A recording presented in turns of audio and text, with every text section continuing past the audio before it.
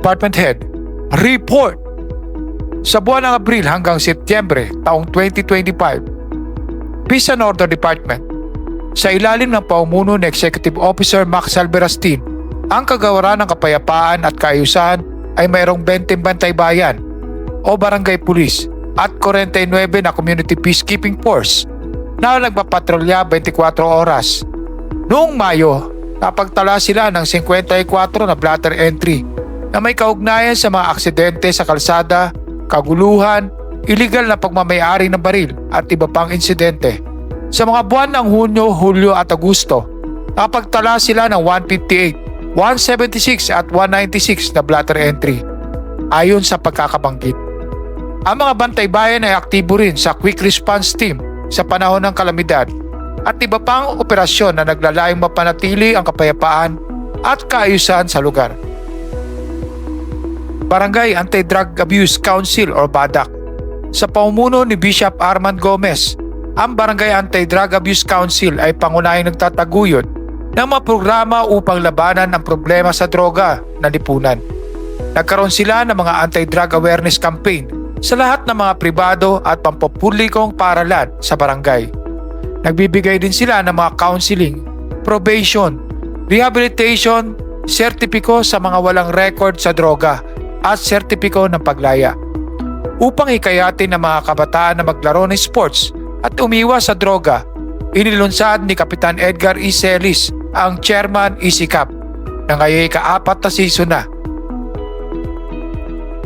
Lupong Tagapamayapa o Barangay Justice. Sa pamumuno ni Ginoong Jimmy Cobre, ang Lupong Tagapamayapa ay mayroong 16 na miyembro. Napagtala sila ng mga sumusunod na pag-aayos mula Mayo hanggang Agosto, 12 pending na usapin, 45 na sertipiko para sa pagsampa ng aksyon at 24 na kaso na naayos na. General Service Office o GSO. Sa pamumuno ng Ginang Maricor Oy Alastoy, ang GSO ay nagsisilbing property custodian at nagbibigay naman na pangangailangan sa lahat ng tanggapan tulad ng mga gamit sa opisina, kagamitan sa paglilinis, purchase order, alokasyon ng gasolina at iba pa. Mula Abril hanggang Setyembre, napagbigay na sila ng 16,529 na clearance para sa indigency, residency, barangay clearance, postal ID, Meralco, late registration, permit to transfer at business permit. Mula Abril hanggang Agosto, nakapagtala sila ng kabuuang 11,822 litro ng gasolina at diesel. Ang GSO rin ay nangangasiwa sa pamamigay ng mga libreng gamot sa barangay. Sa ilalim ng tanggapan ng punong barangay, ang medical at burial assistance ay pinangasiwaan ng desk officer na si Ginang Tess Arias. Mula Abril hanggang Oktubre, 122 pamilya na ang nabigyan ng burial assistance, 65 pamilya nabigyan ng medical assistance, at 15 nabigyan ng tulong para sa pagpapadala sa mental hospital. Lingkod Lingap sa Nayon, Mother Leader. Sa pamumuno ni Ginang Melanie Dalagon, merong 2 LLN at 27 na ML. Ang tanggapan na ito ay katuwang ng City Population Office upang matiyak ang sapat na bilang ng populasyon at iba pang kinakailangan datos upang makatulong sa mga programa ipapatupad ng lokal na pamahalaan. Noong Setyembre 2025, ang kabuuang populasyon ng Muson South ay umabot na sa 69,203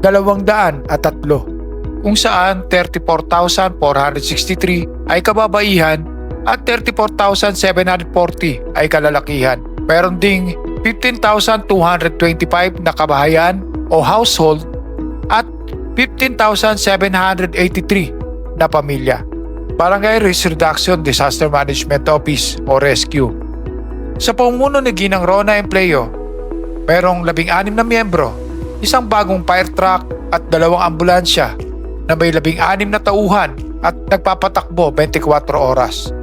Patuloy silang nagsasagawa ng pagsasanay at tinitiyak na ligtas ang barangay sa anumang emergency at kalamidad na darating. Mula Marso hanggang Agosto, ang rescue ay nakapagsilbi na sa 1,111 na kaso ng medical, assault, vehicular accident, pagbubuntis, pagkalaglag, sports injuries, at pagtatangkang magpakamatay. Meron ding 4 na insidente na may kaugnayan sa sunog at nakapag-supply din sila ng 18 tangke ng tubig sa mga lugar na walang tubig. Violence Against Women and Children o BAUC. Sa pamumuno ni Ginang Nena Flores, merong 4 na tauhan at 24 oras na operasyon. Mula Abril hanggang Setyembre, ang BCPC o Barangay Council for the Protection of Children ay nakapagtala na ng 20 kaso. Kabilang ang physical abuse, act of lasciviousness at iba pa. Meron ding 123 na kaso ng violence against women. Kabilang ang physical abuse, sexual abuse, economic abuse at iba pa. At 38 na kaso naman ng violence against children. Solid Waste Management Agri. Sa pamumuno ni Ginang Nova Navarro, mayroong 19 na street sweeper at 25 bayuman. Ang tanggapan na ito ang nangangalaga sa kalinisan at kalikasan. Pangunahing ginagampanan nila ang paglilinis ng kalye at mga estero. Sila rin ang mga nagtatanim sa taniman ng pamayanan o urban gardening. Sa kanilang tanggapan ay makikita ang mga proyekto tulad ng Kalakal Mo Palit Grocery Ko, Recyclable Bag, Plastic Palit Semento, Eco-Waste Area, Aling Tindera Plastic Mo Kapalit ay Pera. Ang kanilang urban gardening ay matatagpuan sa Villa Baliano. Plant Department. Sa pamumuno ni Ginang Puring Kabugawan, mayroong 3 tauhan. Nakapagsilbi na sila sa 174 na pamilya sa iba't ibang okasyon tulad ng kaarawan, kasal, binyag at patay. Early Childhood Development Center. Sa pamumuno ng kanilang coordinator na si Ginang Rupila Nacionales, mayroon 11 tauhan o guro. Noong Mayo, nagkaroon sila ng benchmarking sa Bigan, Ilocos Sur. Noong Hunyo naman, nagkaroon ng exit conference sa pamumuno ng Chief of Staff to the City Mayor, Bayanihan Bulilit Trash Can Distribution at General Parent Orientation. Noong nakaraang Hunyo, nagkaroon ng makasaysayang pagbisita ang ubando, CSWD at CDW para sila naman ang mag-benchmarking sa barangay. Nagkaroon din sila ng programang dental check-up at pamamahagi ng mga libreng uniforme. Nagsagawa rin sila ng dengue misting upang matiyak at ligtas sa dengue ang mga bata. At Nutrition Month Celebration upang maging maayos at level up ang kanilang mga centers, malapit na maging fully air-conditioned ang kanilang mga centers sa pagsisikap ni Kapitan Edgar Celis at ng Sangguniang Barangay. Noong Agosto, nagkaroon ng Pistang Bukid Celebration at nitong Setyembre lamang ang kanilang Family Day Celebration. Barangay Health Worker.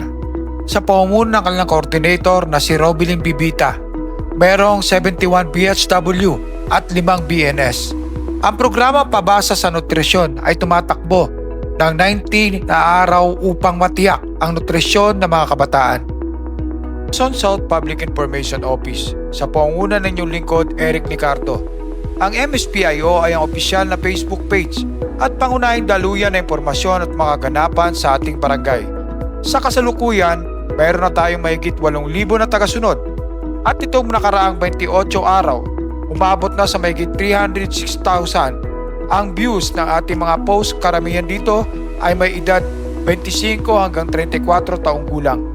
Asahan po ninyo na patuloy kami maglilingkod ng tapat at maghahatid ng napapanahong impormasyon para sa ating lahat. Mabuhay ang Quezon South!